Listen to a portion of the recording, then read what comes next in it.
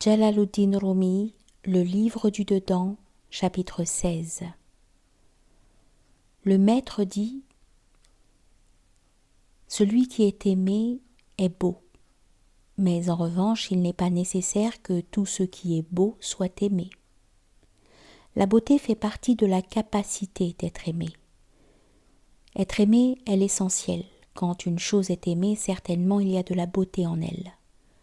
La partie n'est pas séparée de la totalité. Elle lui est toujours conjointe. Au temps de Majnoun, il y avait des belles, plus belles que Layla, mais elles n'étaient pas aimées de Majnoun. On disait à Majnoun : il y a des femmes plus belles que Layla. Nous te les amènerons. Il répondait : en fait, je n'aime pas Layla à cause de sa beauté. Layla n'est pas pour moi une beauté charnelle, mais elle est comme une coupe. Dans cette coupe, je bois du vin. De ce vin, je suis amoureux. Vous fixez le regard sur la coupe, mais ne connaissez pas le vin. Si j'avais une coupe d'or incrustée de pierreries et remplie de vinaigre ou de quelque breuvage autre que le vin, à quoi cela me servirait-il ? Une calebasse usée et cassée dans laquelle il y a du vin vaut mieux pour moi davantage qu'une coupe d'or et sans autre coupe pareille.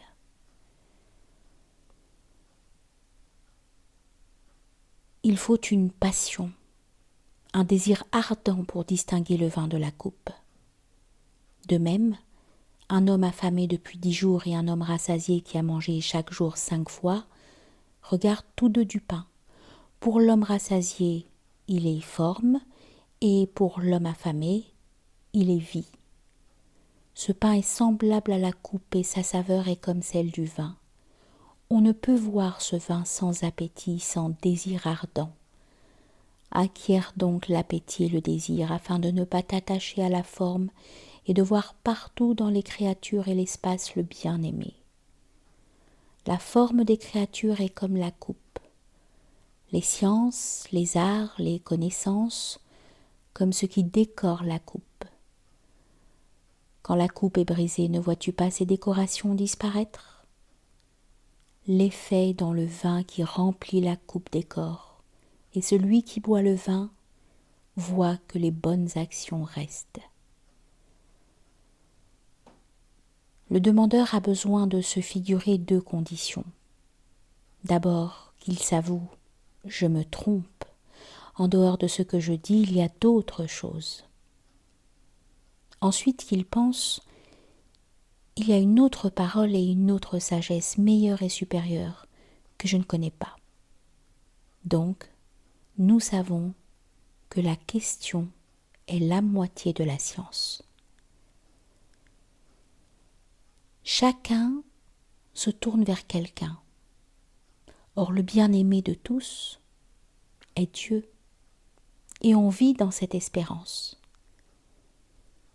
Il faut quelqu'un qui sache discerner quel est entre tous le plus digne, quel est celui qui a reçu la marque du roi, qui a reçu la balle de polo du roi, de sorte qu'il parle du Dieu unique et qu'il croit en lui. Celui qui est noyé est comme l'eau. L'eau a un pouvoir sur lui, et lui n'a pas de pouvoir sur elle. Le nageur et le noyé sont tous les deux dans l'eau, mais l'un est emporté par l'eau tandis que l'autre, libre de ses mouvements, impose sa propre force à l'eau. Toute action que fait le noyé, qu'elle soit mouvement ou parole, ne provient pas de lui, mais de l'eau. Il n'est qu'un moyen. De même que lorsque tu entends des paroles sortir du mur, tu sais qu'elles ne proviennent pas du mur, mais de quelqu'un d'autre. Ainsi sont les aoulias, les saints. Avant de mourir, ils sont déjà morts. Ils sont comme les portes et les murs. Pas un atome d'existence ne demeure en eux. Ils sont dans la main de la toute-puissance, tel un bouclier. Le mouvement du bouclier lui vient d'en dehors. C'est là le sens de « Ana al-Haq ». Le bouclier dit « Je ne suis pas là ». Le mouvement provient de la main de Dieu. Considérez ce bouclier comme la vérité. Ne luttez pas. car ceux qui frappent ce bouclier en réalité luttent contre Dieu et se heurtent à lui. Tu as entendu ce qui leur est arrivé depuis Adam jusqu'à ce jour. Depuis Pharaon, Shaddad, Nemrod, les gens de Had et Lot, et Thamoud et 1000 autres. Un tel bouclier est présent jusqu'au jour du jugement, âge après âge.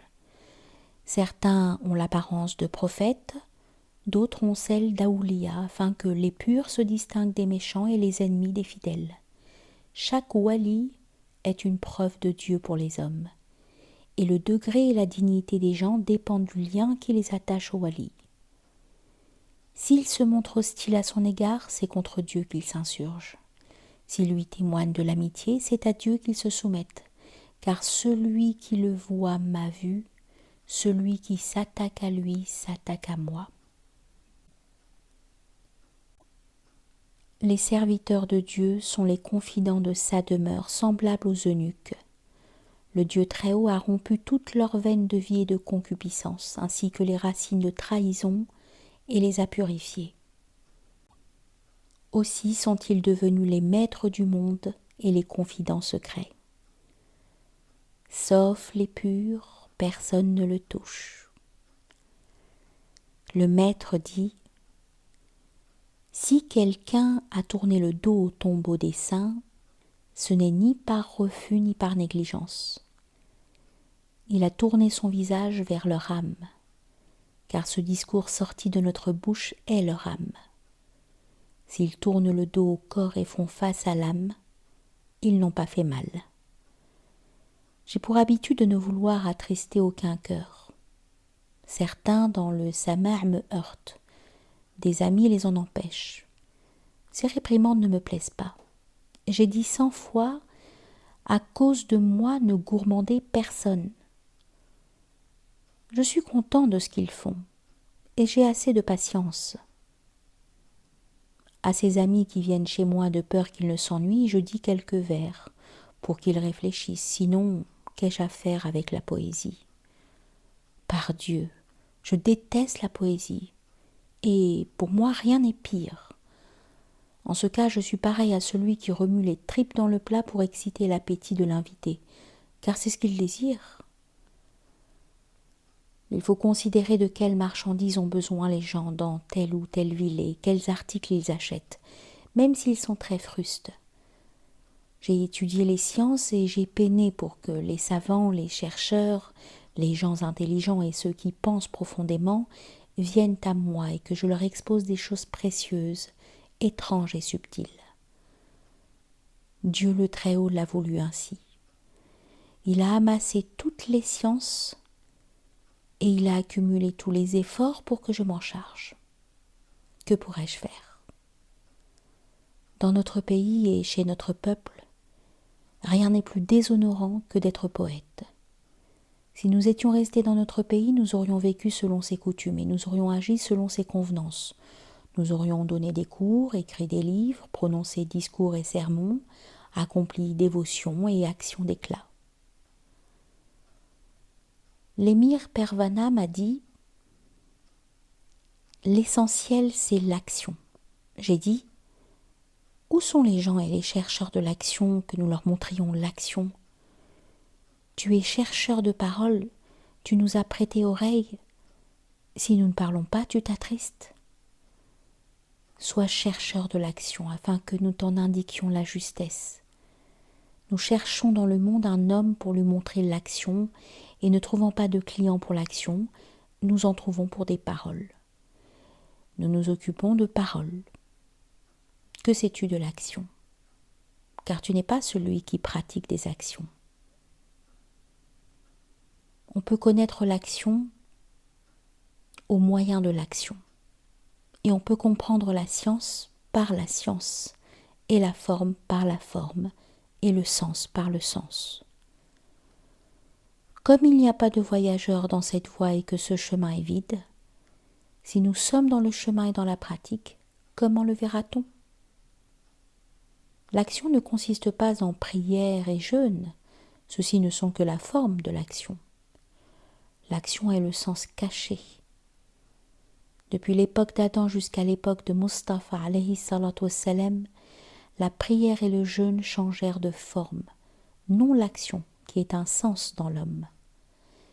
Alors quand tu dis le médicament a agi, l'action n'est pas forme mais sens.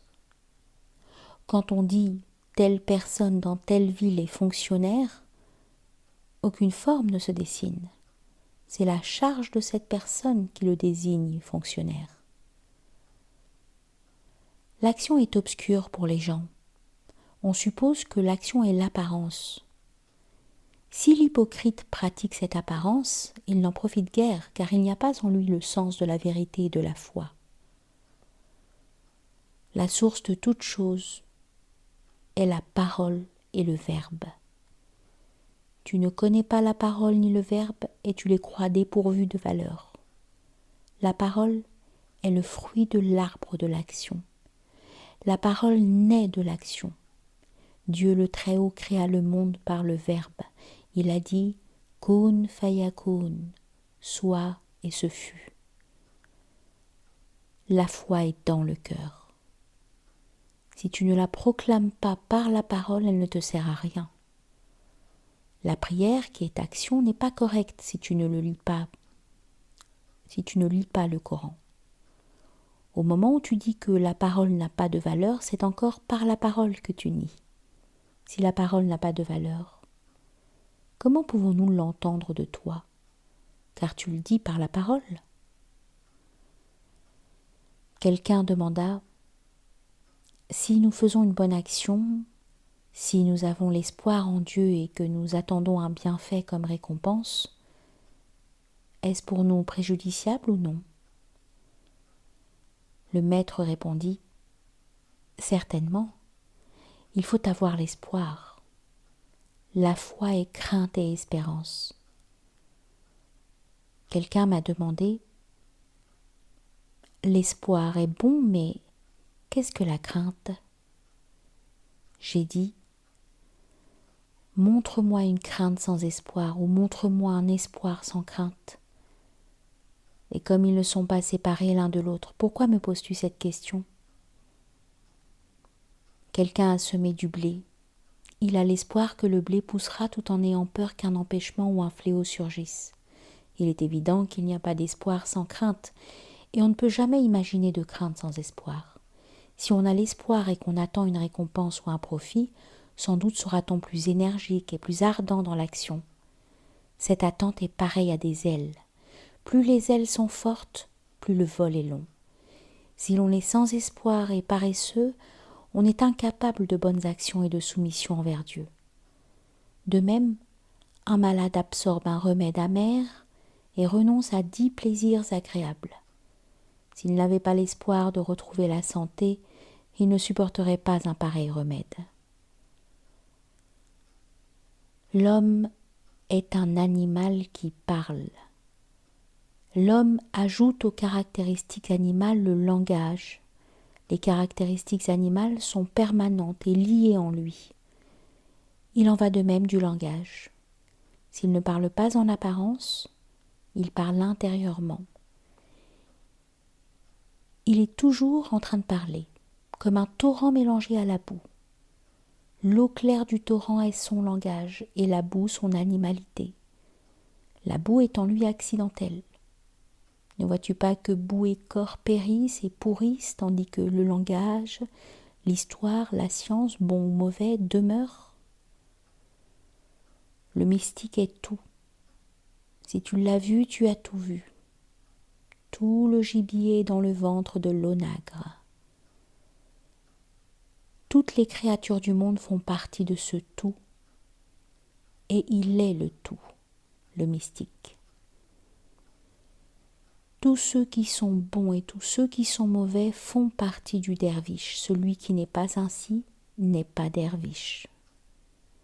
Quand tu as vu qu'il est tout, tu as vu le monde entier, et tout ce que tu vois en sont la répétition, alors que les paroles des mystiques sont des paroles totales.